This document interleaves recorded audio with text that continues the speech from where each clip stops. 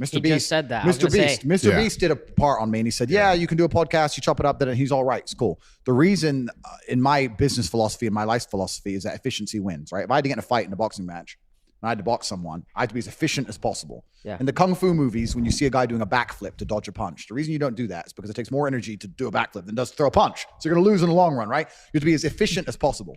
For me to get 10 million views, I have to sit down and tell the truth.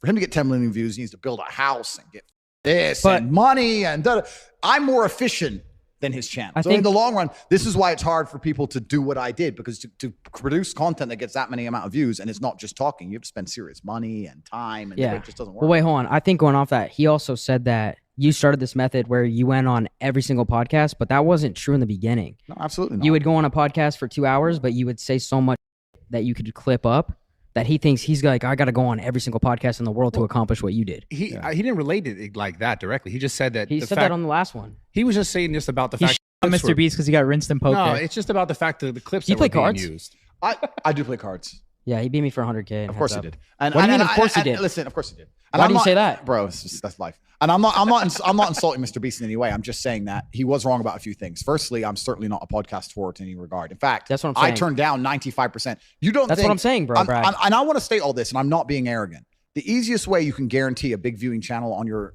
YouTube right now is to get me on it. Number one guarantee. Do you think every single YouTuber on the planet hasn't tried to get me on their Who have pod? you turned down? All of that. Name, I don't even know who these people Who's are. big people you've turned down? There's people, the big people who I said no to primarily is probably because of location. I want to do them in person. I don't want to do it over Zoom, etc. But I get maybe 50 podcast requests a day. So I'm not Mr. Podcast. Have you ever charged to go on one though? No, I don't charge people.